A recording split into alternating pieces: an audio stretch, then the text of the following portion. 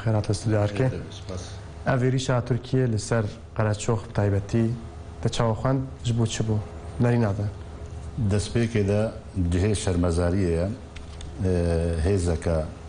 هرمي أنا ودولتي بمرباران بكي ولاتكي وعردكي نأيخوا سينوركي ديار كريد ناب نتوين يقرتي وناب دولتي ده أفا جهة شرمزارية وخلقي بكو جي وكا شرطيكي أنجي وكا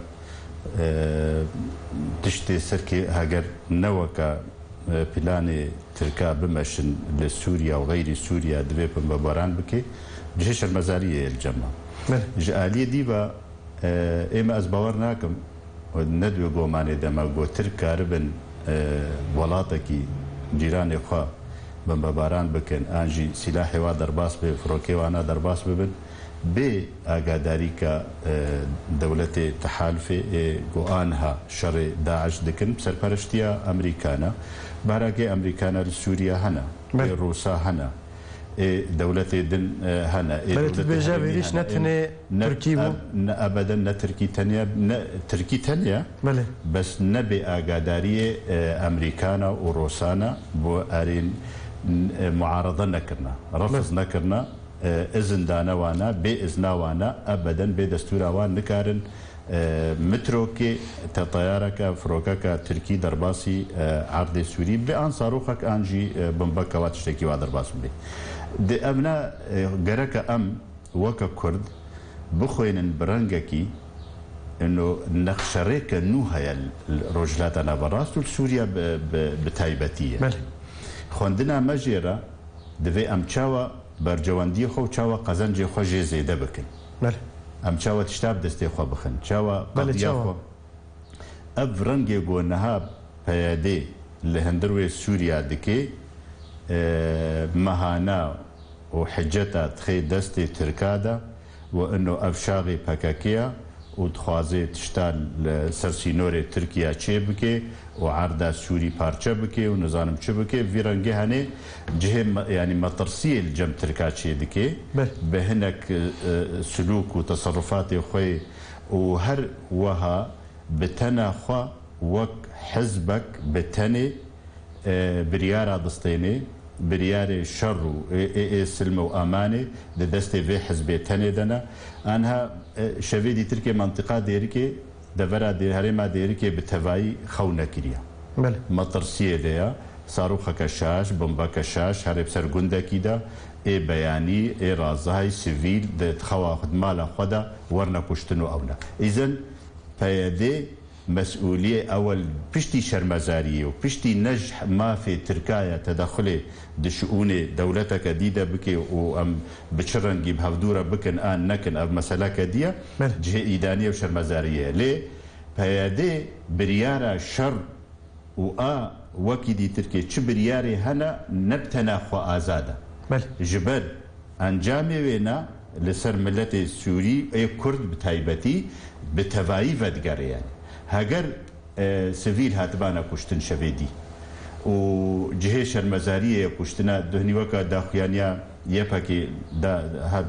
يعني راجهاند انه حجدكس هاتنا كشتن شهيد بونا بقرشوخ وبنايته صوام على الهندروي نيزكي غوندي بروج ويران كرنا وخرا كرنا وشهيدي جو شهيد بونا بيشمرغل شنغالي بمهانا بكاكي بيادي تركيا في تدخل ديكي هاجر بيادي وبكاكا شاغي بكاكي ليفاغاركي شخورا تشينكي شركي مازن دس بيدكي لا وليفاغارات بحثت ك بيادي تخوازيان جيش بكاكي بكاكيا بس دسريده بكاكيا بيادي شاغي ويل سوريا امور سر وقت السوري بج تش بيادي تخواستن بيادي دفي ليفاغاركا بلز تشيبكي بزاني فاغار برياري خوي سياسي هلوست ده داخواز ده ديكريزيا تفغرا سياسيه كردي هلوستا ما ببيك وهلوستا خو انا تويد هندروي سوريا ده زلال بكي جبو كل مستوهين تشاو ببنيكو بياده هرقاوت بجهن وكو انجمان وكو انا كسهن اردوغانيه او بروباغندا او جي دعايتي بودكن انجامي ام دبينن لسر عرضي بچرنگينه يعني ما از بيجم حتى لو تكتيك جيبه بتركيا را بكار بيني وكا تشاوج من بجوتن امي دركبن جبدلا جو شرك تشي بج بدلا بمباران تشي بج بدلا فروكي تركا ورنا بسروانا دا جوتن ام در چون جاو باوامر امريكانا ودوله تحالف دجي داعش جو شر بكارتين انها د قناعتها مدى بايدي ايروج بدلا جو غفا بخوي وغركا بخويني انه تشاوا امريكان نغيدين نقحرين دا خوياني قدر نكت امريكان او تحالفه واروسا انه تشرا تركيا فيدكي قمامه ناي ام قبولنا كن ان روجك دي هكوابك دا خويانيا تاني تصريحه دركتي جي سربازكي امريكي جوار دبيجي شر مي سركا دجي داعش نكسي دي تركي شر سركا دجي داعش بس نقو تركيا تشرا واكليا دبيجي هفالي مي هفيماني دفي ام بهافرا يك دست بن دجي داعش ده معناه بيتبايرة تشنا ديجي هلا بل امريكا وروسيا بشجيريا يبهجي لشري رقايدت كان لاريدن جي بيدنجن جبر حتى نها بيدنجن جبر بيدنجيا واجبر شي بيدنجيا دولتين زلهيز واي دستورداني سوريا دكن جهه مطرسيش خو جفرد في ليفاغار تشي بي جفرد في بيادي لخفاغري بيجي ام ياج مره مهم ملتي من وداخوازي من نتوينا تفقرا سياسيه ام تشاوا هالوسطا خو بكنا ياك ام تشاوا الهبدو فقرن او قفي جو دخوي انه ايجو حتى انها جالك فاني كرد حتى انها سياسه مداري كرد اي احزاب كردي انجمان اجتماعيه كردي هند زنداني بياديدنا حتى انها قد خيت جالكيه سياسي هندروي هريما كردستان سوريا دا حتى انها هين روجك الخنفقر هاي نغوتيا امي تشاوا يكريزيا كردي تشي بكن ايرو داخيانيه جو مديتن حمسر كردي سر كردين بيادي ان باكاكي جو دركتنا لفيدي والاوروبا والكردستاني والهندروي سوريا او خو بيشاندانا غواني كراتشوك و خطاب ددان ودخان دنتيدا همو يعني دغوت هيك يكي نيزيكي يكريزيا كردي نبويه دبيجي امي كونغري نتوي شي بكن دفي بلس كونغري نتوي شي بريان وسيت فكره وادا جو كونغري نتوي شي بي دفي وكا باكاكيت شي بي وكا جو باكاكيت خوازي اعتراف بسينورا نكي اعتراف بدولة كردستان عراقي نكي اعتراف بتايبت مندياوي نكي وهر تعدا لي بي بسبب باكاكي اما امنا بين تشتكي ولو درستو باشا كشتنا بيشمرغا تعدا تركا لشنغالي بمهانا انه باكاكي واندامي وي جكدار هندروي شنغالي دا چالكيا ودس داني نسر شنغالي هاجر بيجن ام ايرو داخياني كي درخن افا ام فكشيان شنغالي مهانا دستي تركادا نامن حتى لو نقلك يدرس جيبي حتى مهلتي بسطينن حتى بيجن امي تكتيك دركبن حتى المهم يك ريزيك هابي اتفاقيك هابي ناف واو هريما كردستاني ده بالنسبه شنغالي واتفاقيك ناف واو تفقرا سياسي وانجمان الاجتماعيه كردي هندروي سوريا ذهبي افبر سفا سركا ويا درست ويا بهيزا لتركيا وغير تركيا ايجو دجمناتيا قضيه كردي وملتي كرد كن بل شنغالي باكاكي اگر شنغالي دركه وي چاره سر يوره كرن يا نا نريناتا ابدا جو باكاكي باعلان بكي ايرو داخل يعني كي درخي بيجا ام فكشيان شنغالي كيشي مظن نامين اللي بيشي حجتي تركان نامين جو تعدي بكي وملتي ما دمطرسيه دا بردوام جيانا خوا درباس بكيد ايرو مقابله ديتن روناهي وهناك قنواتا لشنغالي مقابله بخلكيت وكسي شفيرو اي مدني اف شفير باب كان داربو اف كسبو اف بيرك باب هم واد قوت ام دمطرسيك عجيب دون ام نزان شما يعني ام مطرسيه هني هابونا لشكرو جكداري باكاكي لشنغالي واد بيجن كانتون واد بيجن ريفابري واد بيجن زامچه اوجه مطرسيه اوجه اشكاليه گوچيد بي داخيانيه تفقرا سياسيه كردستان عراقي بتفاي دبيجن غركا هيز وعراق بتفاي دبيجن غركا هيز بياني لشكريد هندروي عراقي ده تنبل يجي باكاكي دبي تنبل بل يوم سموان سر روجافاي كردستان تبحثاي كيتيا كردا كر اگر كيتيا كردا او چی کی تیت بحثید که اگر چه به و چوا ترکیه نکار به درباس به اما ام و هلوستا پیاده دهندروی سوریا دا آن هاد بیجی و دجمناتی عجیب و دجمناتی بلوق و خویا ويني باريز عبد الله اوجلان لبيشيا لسر سينوري ولسناف باجار وجندي كردستان سوريا دبي جهه ترسيه تركارا هجر هالوسطى سياسيه كردي يكبي وتجاره قبول نبي الا داخوازي نتوا كرد سوريا دتشيا امثل راشبالكي سر برنامجكي كردي داخوازي مچنا چاوا جهه ما في مجي بجيد بيت سوريا نودا ند برنامج امه ديمقراطيه ند برنامج ديماغوجي كده جو كس نزاني بدعوا چتكن وكس نزانش كرديتيه را چت خوازن يعني اف هالوستا باكاكي هالوستا بايديد هندروي سوريا دا جنتوا كردرا تشتك تيدا زلال تنيا دفي زلال بكن تش كردستان سوريا كردارة خوازن ما في كرد سوريا دا چنا حتى انها منكاري ام بيجن ام وباكاكي بهفدو بايدي بهفدورا اتفاق بكن لكفتنك شي بكا ما في كرد انا استاذ خوازم تمرب مينا مهرن المانيا الودريجي عبد المجيد تمر چالکوان سياسي كك عبد المجيد ادم تباش تا خواندنا تاج فيان بويرار چيه دم باش بن بل خواندنا تاج فان بويرن كو اريشا تركيا لسر قراچوخ وشنغالي چيه از ببینم اگو اگه کر شنگاله ده مینا مالکی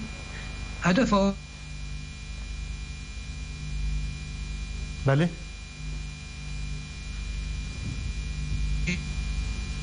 شینش بوشره کردستانی و عرقلا سرخبونا کردستانی تایبت نزیک بویه افکاری ده بت شنگاله ده و مانا وات شنگاله ده و ته گیا شنگاله ج باکور و خباتا باکور تنه دوری سینو باکور مانا وات شنگاله ده اجنده ایرانی مشینه خدمت ایرانی و رژیمت که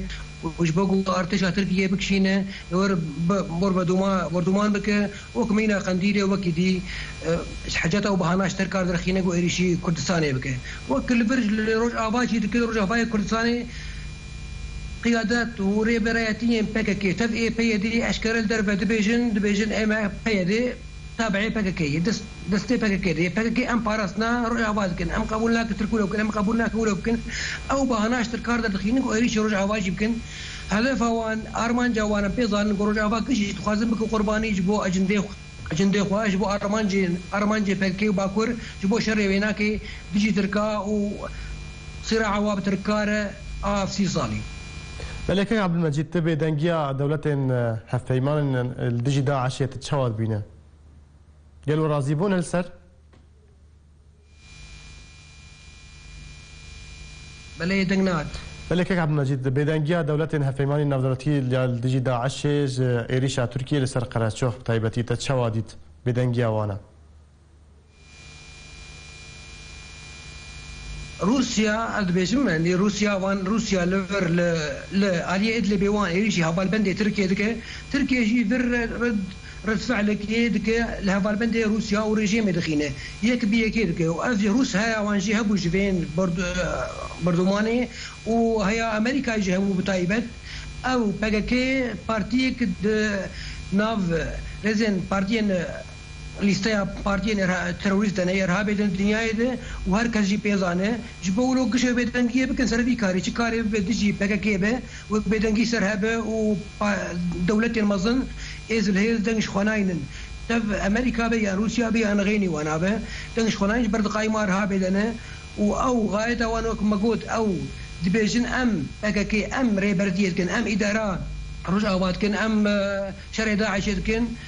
فيدي دكي اشكالك او تابعي بككيه او خفي بهانه درخينه وبيدنجيه سببها سدما بيدنجيه فاولاتين زلهيزجي وهذا البدن كرداجي افيك سكنجي واي وقش بدستي واي بلي المانيا چالکوان السياسي عبد المجيد تمر مرابو جالكس باس ما مست بيدنجيه رژیم اسد لسرفان ايريشا تنها رژیم تداخلين دايو خب بيدن كريه شو بينا ونادج بلي جبرتش جبر برجواندية وينا گو خوکر بکه کسک نزیکی شامه نبی بله لبروج خستن لقرچو خستن لديرك الحسشال حلب الادلب الكودري خستن قال لك مشكله الجومينيانينا جبر باران دبي عرض سوريا بتفاي بله تهيز وتسلطه وسيطره ودستلاتا بشار الاسد لسر سوريا شخب تفاي نمايا دي منطقه قال لك طندا هريمك طندا اوي سيطراوي سرمايا اب بيدنجياوينا بله جاركا ديسا ببيسا دمك جو ام وكا كرد لهفا قرن بله اي بايدا خوكري دستهلات دي كردستان سوريا دا مسؤولية مظن صدي صد سر مليوينايا جو ليفا كي تشيكيو بري خو بدي جعدا كردي سياسية كرد تفقرا سياسية كردي بيتشاوى باللز يكبونا كي تشيبكي يك هلوستا كي تشيبكي دا ما في كرد ورنا باراستنو جيب من دندروي سوريانو دا هاگر نوابي بله ام نا بيادة چن جبل لاستقفاني بچوك دهندروي سوريا دا حزبا بيادية بله ما ابيدي دولتن از خوازن تبرب مینه مجردی هر المانیا لو درجه حسین چلبی روزنامه‌نویس و نویسکار مرایک حسین دمت باش تاب ایریش چوادیتن نرینه تل سرچیه راستی جه مخابنی جه شرمزاری بریشت ترکا سر خاک کردستان چل روز آباد چل روز جلاد به لترك يعني بناشر به مثلا هان ترك تم دجن ام دجن كردان ام دجمن مات كردان ام دجمن دولتها كردين لفيده كي به اب اريش هان راسي دمك پر نازكته او دما جو كردستان على كردستان ل كركوك هلدانه جو لپرسینه کو به کرن ابدما بيد سر خبونا كردستان شاري دجي از خو از نما مولو کی ماک مای سر به اريش هانش بر تركا ابتشنهاد نبشار في امريكا بخوا يعني ترامب بريد ما كي تيوندي بسروك تركي رهبو غاوا جو سركفتنا او رفندوم الجموانا فيروز باهي كرجر بود جو ام بورا امشاري فككه بكن لفيده كي روسا بوغوتي ام تجاري بر تركانا سكنن ام تيوندي خب تركار خرنات جو كي فككه بيا كده تشتي بو يعني جي مخابني براسي ابكوينا كردا جو ايرو يعني